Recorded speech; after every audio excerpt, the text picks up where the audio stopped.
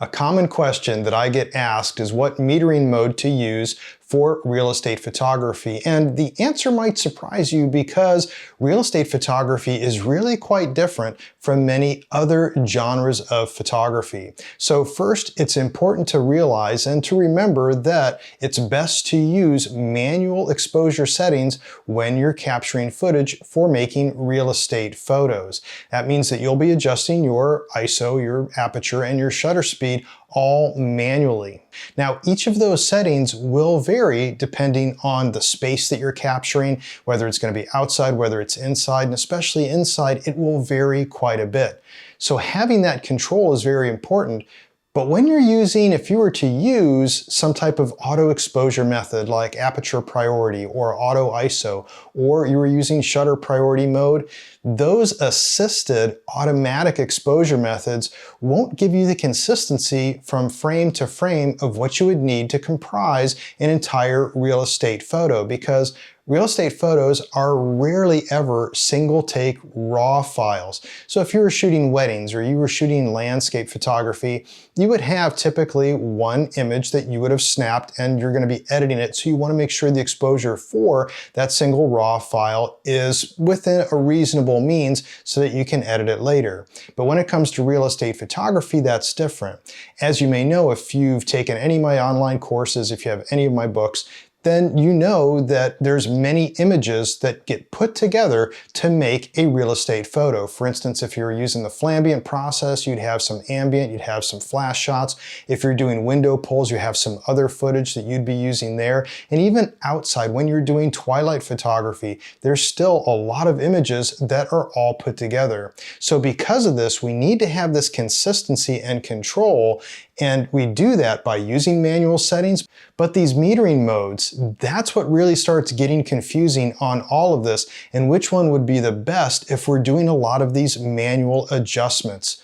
So I'm going to get into that. I'm going to cover that in detail in this episode. But first though, I did want to mention, if you're not familiar with my online courses and books, I do have an entire series on real estate photography and also doing videography in my courses and books.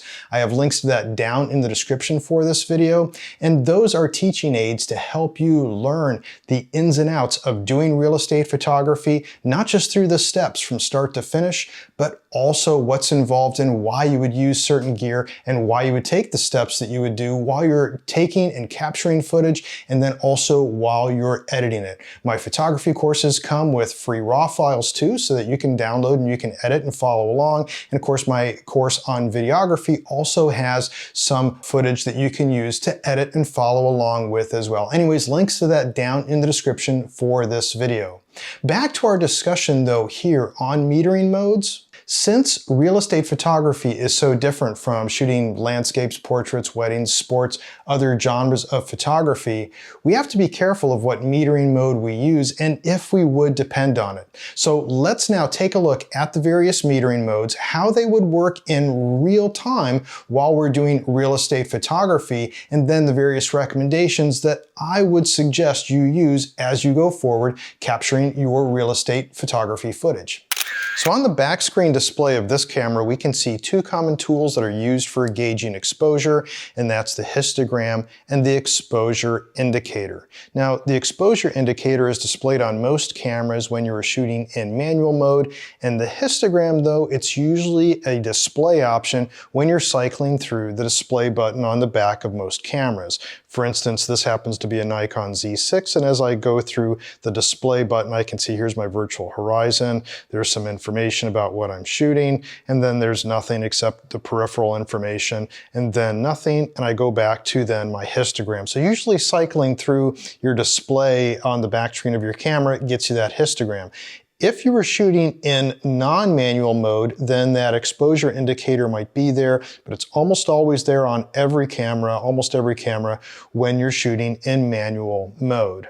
We can see how both react though as I change the exposure. So I'm going to be changing the shutter speed here, and as I increase the shutter speed, you can see the image is getting darker, and you can see that the histogram is moving to the left, and the exposure indicator is dropping down. If I go the opposite direction, and you see see that everything moves in the opposite direction. So as I get really bright, then the histogram is moving to the right, and also the exposure indicator is going up. Now you'll notice that the exposure indicator right now says 0, but my histogram is a little bit right of center. If I go here, it's pretty much a little bit low side. It's not really corresponding because of the metering mode that I'm using. And in fact, each of these will work differently to gauge exposure and also based on the metering mode that you're using. So when shooting most real estate photography, as you know from my courses and books, it's best to use the histogram at various times in your workflow, not just while it's on the camera, but also when you're editing. So the metering modes, they actually have no effect on the histogram. We'll be able to see that as I step through this.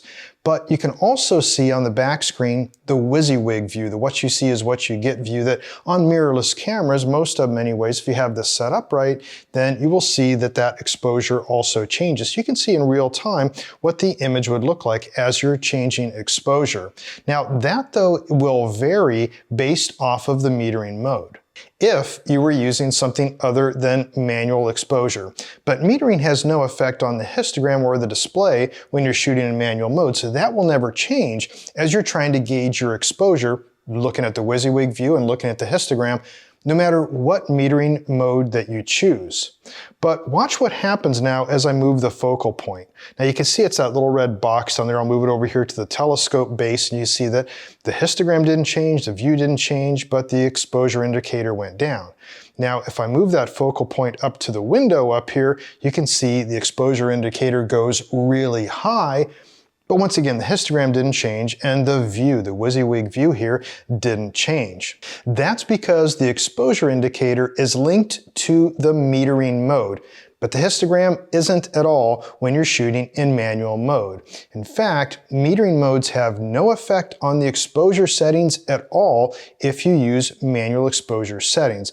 They only change the exposure indicator, but this can be useful for some situations and some cameras. Now, depending on the metering mode you choose, the exposure indicator will change. For instance, most cameras have what's known as spot metering. On this Nikon camera, I'm going to go to the I menu, and then I can select metering down here, and metering is selected as spot metering. What that means is if I get out of here and I move then this focal point around, wherever I am, it's going to gauge that exposure. So you can see that the exposure indicator varies based off of where that is. If I go over here to the dark piano, it's going to be underexposed because it's very dark underneath the piano. And of course, if I go back up here to the windows, it's going to be very bright on the exposure indicator, not the histogram, not the view, just the exposure indicator. So most cameras have that, and as you move your focus point around, you'll see that change. Now, there's another mode though that would be more useful if you were going to use anything at all for real estate photography, and cameras have different names for it. For instance, if we go into the metering mode here on this Nikon camera, then we have something known as matrix metering. So different cameras call this different things. For instance, Canon calls it evaluative, and there's also multi or screen average on a Sony. Basically what it's doing is if we select this, then it's going to take pretty much an average of the entire scene. So it doesn't really matter so much where I'm moving the focal point. Now it does to some degree, but you can see here when I'm over the window, it's still just barely up at maybe about the third mark here on our exposure indicator. And if I go down here underneath the piano where it was really dark, you can see that it went down a little bit, but not much. That's because it's using a broader area around here to gauge this. So this would be something that says I'm taking more of an average around where that focal point is, but it's not directly related to that. And depending on the camera, then you might also have an entire average over most of the screen. But there are a couple other metering modes to be aware of if you're not familiar with them. For instance, most cameras have something known as center weighted metering. If you were to select this, it pretty much just meters from the center of the screen. So it doesn't really matter so much where my focal point is, it's really just the center. So as I move my focal point around, nothing is changing because it's constantly metering the center. If I move the camera, then you'll see then the exposure change as it goes into more darker areas instead of brighter areas. So if we keep though the camera locked right at about there where we were, we can see that nothing changes no matter where I move that. Now another metering mode, if we go in here, and most cameras have this, it's known as highlight weighted metering, and this can be useful if you want to favor the highlights. You don't want to have anything blown out. So here we can see that then the highlights, they're going to be on the high side. So here I'm exposing too high for the highlights. Almost no matter where I move the cursor, it doesn't matter because there's bright highlights and those are coming from those windows. If I were to move out of frame and not have so much of those highlights in the picture, then you would see then the exposure indicator will start to move a little bit. But there's a lot of highlights in this. But either way, this would say, you know what, you're on the high side, so lower your exposure a little bit, and I increase my shutter speed, and I should then see a better exposure. But you can see this is too dark. Yes, I am preserving what's the information that's in those highlights, and it's favoring that, but the rest of the image is dark. But shooting in manual mode, which is recommended for real estate photography, metering can tell us about exposure, but it won't change our settings. As I move my shutter speed to where I'd like to have the exposure, maybe exposing to the right for this particular shot, then seeing that, I know that that's going to stay consistent no matter what metering mode that I'd be using. But if I were to be using some type of auto exposure method, then yes, that would change. So for instance, if I were to change my camera from being in manual mode to aperture priority, you can see that my exposure indicator went away and now it's trying to automatically set what the shutter speed should be. And I can't even change my shutter speed here. Now I could try to change my metering mode and I could say, being an aperture priority, that let's go back to our spot metering. And in my spot metering, then I want to take into account a very dark area, and you can see here it's now changing my shutter speed based off of my aperture being locked. If I go to the bright area, that's going to change. So you can see how wonky this can get if you're in one of these assisted modes. So that's why I'm going to move it back to manual mode, and now I've got full control. It doesn't matter what I set for my shutter speed, that's going to change. I could change my aperture if I want to as well. I have full control over everything that I'm doing, including the ISO. So even with these metering modes and what I could see even on the exposure indicator, it's getting a proper exposure, but what is that really measuring? So metering modes find their proper exposure to be at about 18% gray in the frame. And you might be familiar with this as a gray card, something you would use also for auto white balance. And this is similar to some of the center weighted or matrix type of metering modes where we're looking at kind of a center weighted histogram. So if I were to be in the medium exposure here for this entire scene, my histogram would probably be more toward the center. And you can see that would be flat. And this is the exposure that would be detected if you were to take the entire frame into its metering mode. So if we were to go to, for instance, a metering mode and we were to use then matrix, then we'll see that we've got a centered exposure indicator along with a centered histogram. So this isn't really what we're after to try to get an auto exposure. It's very flat. Even if you were to use HDR, yeah, this could be maybe your center exposure, but it really doesn't give you the control to have the consistency that you want when you go to editing.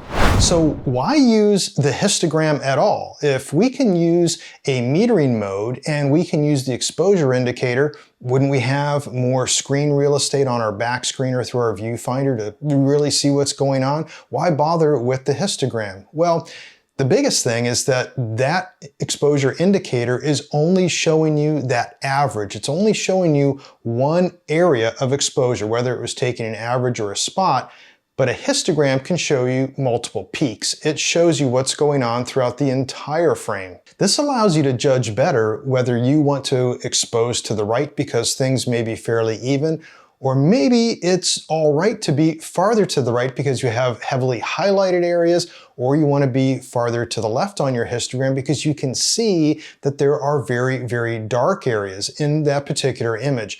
An exposure indicator on your camera really doesn't give you as much information because it does lack the multiple peaks and also telling you the full story. Also, as you're editing later, you'll be using a histogram. So if you're using a histogram throughout your entire workflow, then there's no surprises later. You know what the histogram looked like when you were capturing the footage, and now you see what the histogram is looking like as you finish editing your photos. And that's critically important for real estate photography because of all the images that could comprise one single real estate photo. We want to have control over that exposure, that histogram, as we move through our entire editing workflow. So while metering modes are really important for many other genres of photography, for real estate photography, they pretty much just get in the way. You can really just set your metering mode to just about anything you want and just use the histogram and just ignore your exposure indicator. It's best to have, when you're doing real estate photography, full control of all the footage that you are capturing and not leave those decisions to your camera.